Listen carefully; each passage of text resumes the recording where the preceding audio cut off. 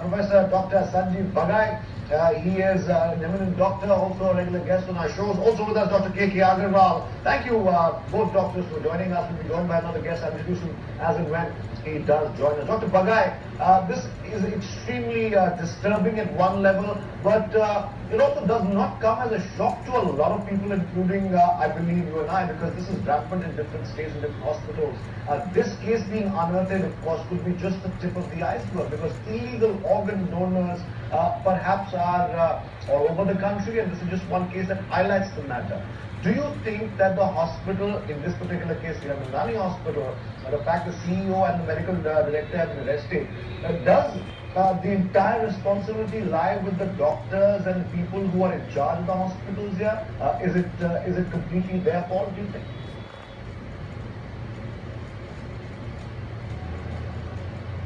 No, I think the gamut is larger. Just to bring everyone up to speed with regards to this, the sale of organs for money, which are unrelated organs, is illegal, it is unethical, it is banned. There is an organ transplant law which exists in India, and everyone has to function within the rules and regulations and stipulations which the government has laid down very clearly. If any hospital or a team of doctors or administration of the hospital is indulging in these kind of activities, it is entirely wrong. I don't have the factual information of what happened at the Hiranandani Hospital in Bombay, but what news has been obtained through your channel is that there was an alleged misrepresentation of facts. But we have an ethical committee in the hospital, so I think the ethical committee is accountable.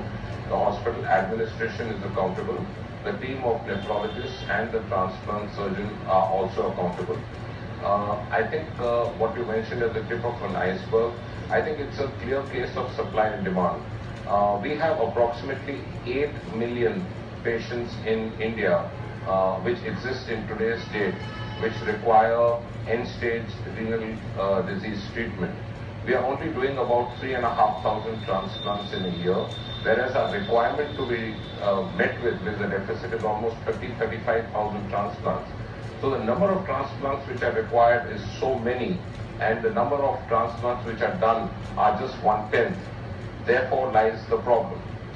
Oh, it's also only one facet of the problem, wouldn't you agree, Dr. Bagai? Because I want to get Dr. Agarwal on the show right now. Dr. Agarwal, the bigger aspect that we're talking about right now, on also preying on the needs of those who need the money badly, because this is the modus operandi very clearly. The police has, in fact, told the public how exactly this was carried out. The modus operandi being, first identify a donor who would be struggling to pay his or her debts off, and then lure them in part with their kidney in exchange for monetary benefits. Now, this is exactly what happened in the case of Mr. Brij Kishore, who lured this particular woman, Rekha Jaiswal, who owes that Rekha Jaiswal. She was earning 50 rupees a month, 50 rupees a day, I beg your pardon, and had massive amounts of debt. So preying on the needs of those who need the money, and a well-established network of conduits, in this particular case, Javed Khan, who's the kingpin of this particular operation, so to say, in Mumbai. Would you say that this is also part of the problem, that there are people who are in debt right now, have no other means to survive but to sell off their organs? No, I'll take some time to explain. Number one is, donors are always available. Buyers are also available, always available. People are going to Pakistan, people are going to Bangladesh, people are going to Singapore, and they take the donors from here, and they buy the kidney and they get it transplanted outside. So demand and supply is always available in the country. Now we have to find out what are the loopholes in the law which people can misuse.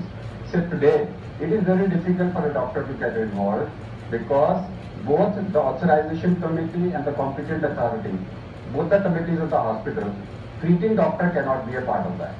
So it is very difficult for the treating doctor to get involved in any scandal, number one.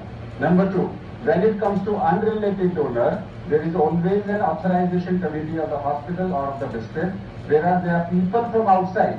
So it is very difficult today, in today's scenario with 2014 amendment in the Organ Transplant Act, it is very difficult for a trade to occur. how the trade can occur is when there is a competent authority. Every hospital is supposed to have a competent authority, which has to be appointed by the head of the institution without the teaching doctor. And that competent authority's job is to give clearance for people who are near relatives. Now see, I am reading out procedure in case of near relatives. This is where the proposed transplant of organ is between near relatives. What does near relative mean?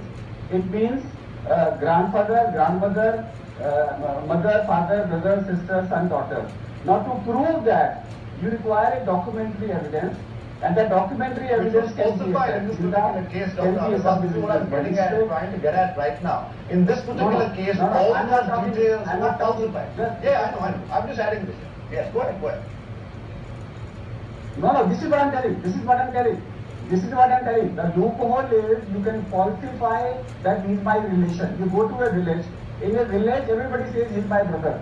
We get every day people who brings their village person by saying he's my brother.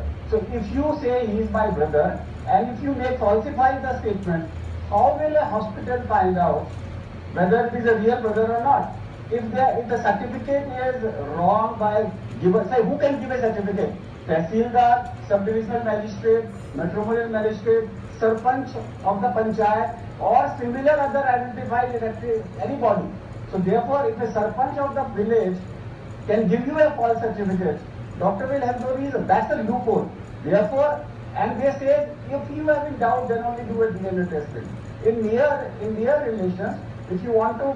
so are you saying that hospitals have no way of knowing whether or not documents are falsified? Because that of course would be the easy way out, wouldn't it, Dr. Bagai? If you're saying the doctors and medical doctors, directors who've been arrested, the CEO who's been arrested, you're saying that they have no way of knowing that documents are falsified? No, I am not defending, I am not talking about this case. I am telling you what is the loophole available. The loophole available is how will you identify whether a person says he is my brother, is giving a document which is falsified. How will a doctor or the medical superintendent or the competent authority will find out without doing a DNA test?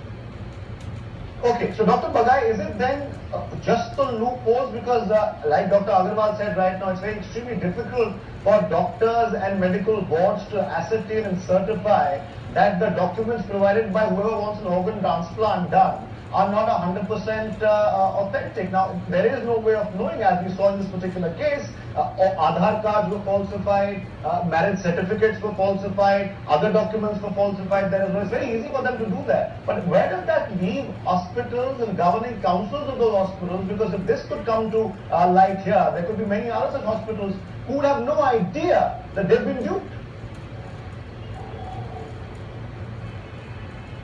Yeah, this is for Dr. Bagai. This is for Dr. Bagai. Point. I partly agree with Dr. Agarwal that